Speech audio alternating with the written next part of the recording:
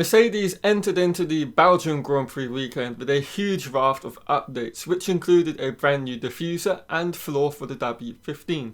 But unfortunately for the team, after the opening 2 rounds of practice sessions for the weekend, they've decided to revert back to the previous specification of W15.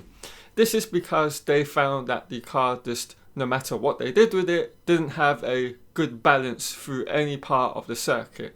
And as such, it's a similar case to what Ferrari have found with their Spanish upgrade package.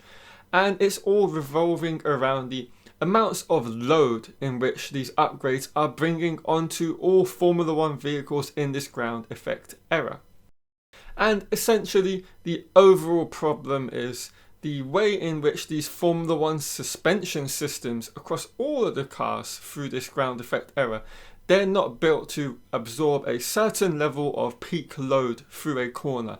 And with these upgrades that Mercedes have brought this weekend, Ferrari that they brought in Barcelona, and a few other teams, notably the RB team as well, when they've introduced higher levels of load through these high-speed corners and whatnot, they've found that the suspension systems just have not been able to absorb the levels of load now seen from these upgrades. And so they've had to revert back to previous floors with lower levels of load.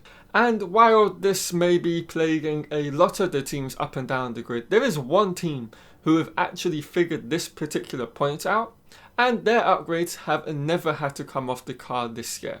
Now, of course, I'll be talking about them a little later in the video, and I'm sure you're all quite aware of which Formula 1 outfit I'm speaking about. So, what is load, and why is it becoming a major issue for all Formula 1 teams this season, and of course is going to affect them all for the following season? Well, load is generated naturally when a Formula 1 car enters into a corner. This could be at low speed, medium speed or high speed. It's irrelevant the speed range of corner. But of course, the faster a corner, the more load is going to be produced by a car. So in this case, as we're talking about the W15, let's talk about that. Now, with any upgrade, you of course are looking for more peak downforce, more natural downforce onto your car, because it enables you to go quicker through all of the speed ranges of corners.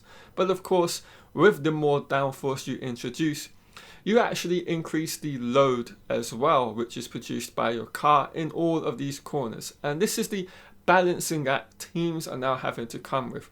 There's a certain speed range, I believe, from what I've understood of it all, in which if you go into that range and the load exceeds a certain kind of number or limit, then the car's suspension just does not have the ability from which to be able to absorb it. And it's because of these suspension designs in which the regulations of this current generation were thought out and written into the FIA's kind of documentation. And if you remember, I mentioned there's one particular team from which this is not affecting because they've actually understood this whole kind of concept. And this is all to do with the McLaren MCL38.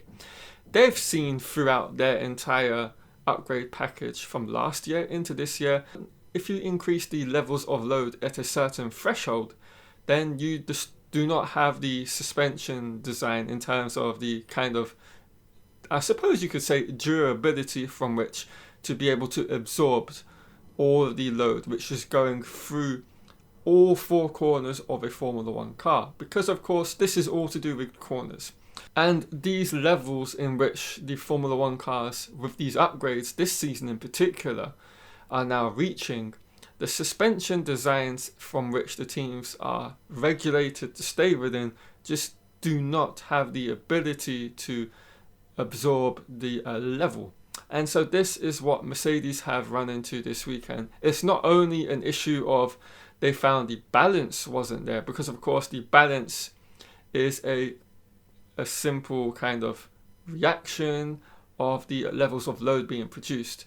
Now, if the suspensions on all of these vehicles were able to absorb the load, then the car is going to feel much more in the kind of sweet spot that the drivers talk about, and the balance within these corners would feel better to them. And of course, there's a second conundrum that a team like Mercedes, when bringing such a huge upgrade package, have at Spa. You have a compromise on your hands. You have all these long straights, and of course you have on the complete opposite end of the spectrum all of these huge high-speed corners from which you need a certain level of downforce to go in. So if you set your wing levels too low, you're going to be extremely fast in sectors 1 and 3, but you'll find yourself a long way off the pace in the middle sector, which is all about the downforce. And of course, if you put too much downforce, you're going to be slow in sectors 1 and 3. And so you're having to find a balancing act with the drag levels of all Formula 1 cars across this weekend. And I think this is an added issue from which the Mercedes team have found themselves struggling, in particular with this weekend. Now, of course, this is all from my own personal interpretations. I have no statements from the team, except for, of course, the fact they've taken all the upgrades off of the cars for the remainder of the weekend. So, of course, nothing was performing in the manner in which they wanted it to. And, of course, this leaves two questions for the team for this weekend. One, of course, they're going back to the previous specification from which they have a huge amount of data. So they should be fine with that, even though they're not going to get any dry running and they won't know the balance of the W15 when we get to the race tomorrow. So the main issue is, how do they solve the issues in which this new upgrade package has introduced for later rounds after the summer shutdown?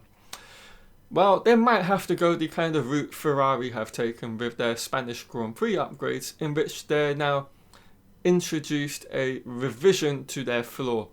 And what this has meant for the Ferrari outfit is the kind of porpoising that they've experienced with their new package in high-speed corners now only kind of begins at a certain speed range, and they've basically taken, in a sense, where the bouncing begins and occurs from. So say, for example, the speed range was 130 miles an hour.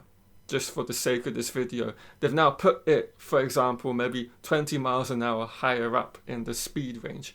So the bouncing is now occurring when a car is going with higher speeds. And of course, this means naturally that you can negate the bouncing for a majority of the track that you go to.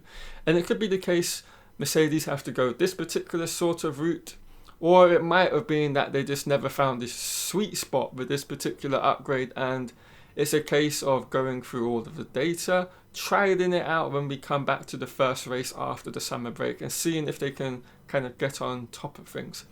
But I would suspect, very much like Ferrari, they're going to find that they have to make quite a few alterations in terms of when the issues, whatever they may be, are occurring within their W15 during these speed range of corners.